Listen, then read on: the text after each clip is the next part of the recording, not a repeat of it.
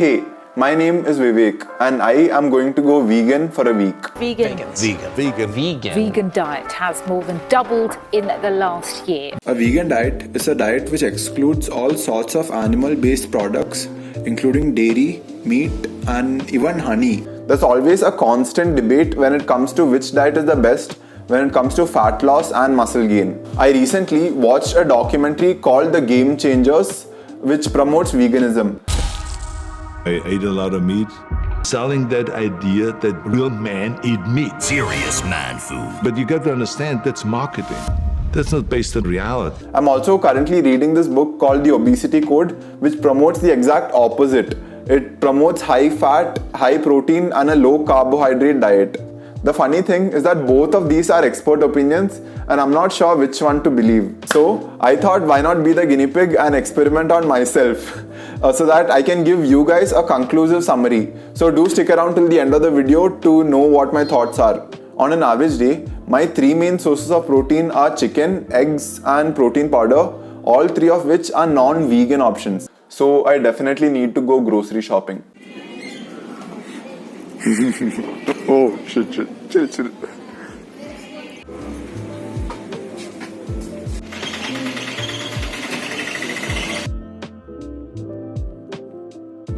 We know that man is a product of his environment.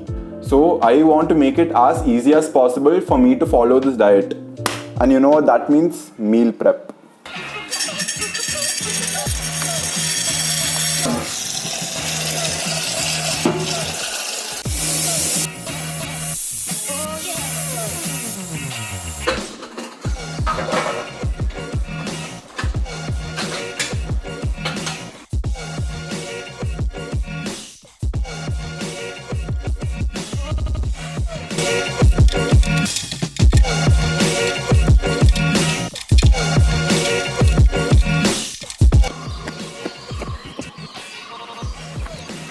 Yeah, I definitely feel when it comes to endurance sports, like veganism really helps, and I'm feeling that after the first day. So let's see what the rest of the week has got to offer.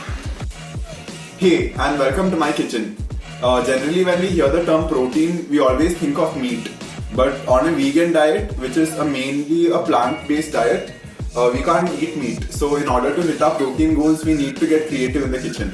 For this, you'll need three main ingredients. First one being a packet of soya, which is about 80 grams. Then you'll need about 25 to 30 grams of rajma, and you'll also need 30 grams of maida, that is all-purpose flour. Step 2. Take the soaked soya and shove it in the mixie along with the rajma and the maida. Step 3. Seasonings. When you mix it all up and put it in a bowl, it looks something like that. And I know it looks pretty disgusting, but trust me, it tastes pretty good. And now all we gotta do is make the patties out of the batter and eat it. You can also add things like garlic, onions, a ginger garlic paste and coriander to make it more flavorful.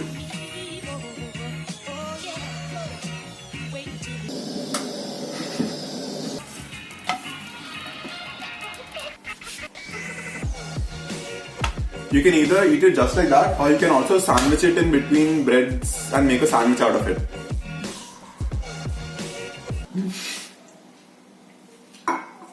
Honestly, I wouldn't mind eating this on a daily basis. Tastes pretty good.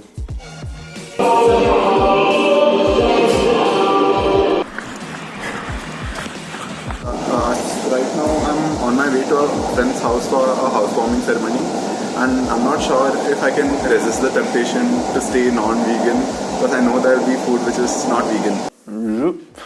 Okay, this is me 1 week later, and I must say it has been a pretty interesting week to say the least. I am going to share my entire week's worth of experience in 4 minutes or less. So if you are considering going vegan or even thinking about it, watch till the end.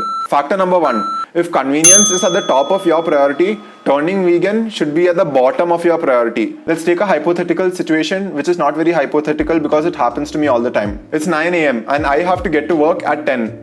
Scenario number 1. I take an egg, I crack it open on a pan, wait for 2 minutes and then eat it. Scenario number 2. The vegan option. I take a packet of rajma, I put it in a cooker, wait for the water to boil, 8 whistles later, guess what? I'm late to work. And you might be thinking, aren't fruits vegan options as well? Because if that's the case, then I can just eat fruits and get to work. That is true, but that brings me to point number 2. While you're a vegan, you can't isolate a macronutrient.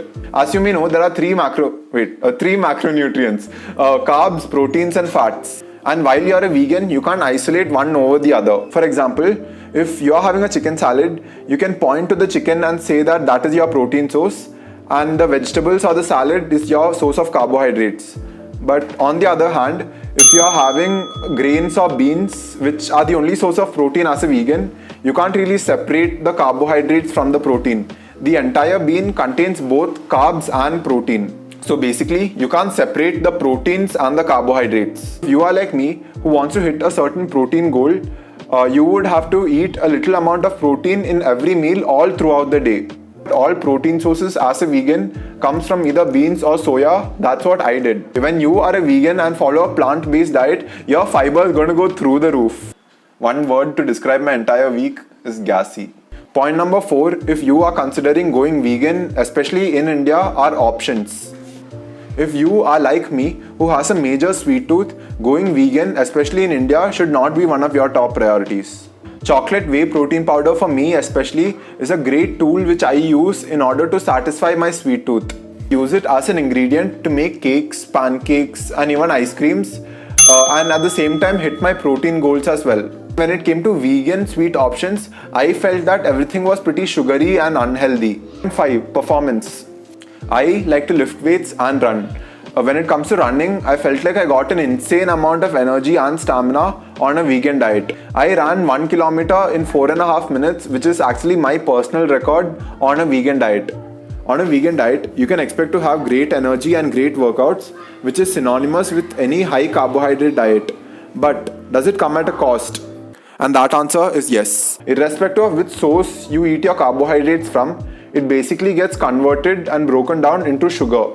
And as a reaction to the increase in blood sugar levels, your body also raises its insulin levels. And higher insulin level is synonymous with higher hunger levels. And when you get hungrier, you eat more. And what do you eat more of? You eat more of carbohydrates, which again increases your blood sugar levels, which increases insulin, which increases hunger. And that is a vicious cycle that I got caught in. I'm someone who has a very big appetite naturally. And if I pick the right type of foods, I can get full with eating 2200 calories. But on a vegan diet, I found myself eating 3000 to sometimes even 4000 calories a day and yet not feeling full. And even if I did feel full, like that feeling of fullness would just go away within a matter of 3 to 4 hours. And that is because due to the very low fat content, the signals that trigger the brain to stop eating or tell the brain that, oh, you're full, stop eating, don't work very well. And as a result, you end up overeating. Feeling stuffed and 2 to 3 hours later, feeling very hungry was something I didn't like. And honestly, the last question I wanted an answer to is, can you get fat on a vegan diet? And the answer is yes. I gained 2 kilos over the course of the week. So that brings me to the end of the video. And there are definitely pros and cons for the vegan diet. But for me personally, the cons outweigh the pros. And as a result, I will not be following the vegan diet anymore. Okay. So yeah, that brings me to the end of the video. Annoying kids playing outside. But yeah, if you made it till the end of the video, please do like and hit that subscribe button. And I will see you guys in the next one. Bye.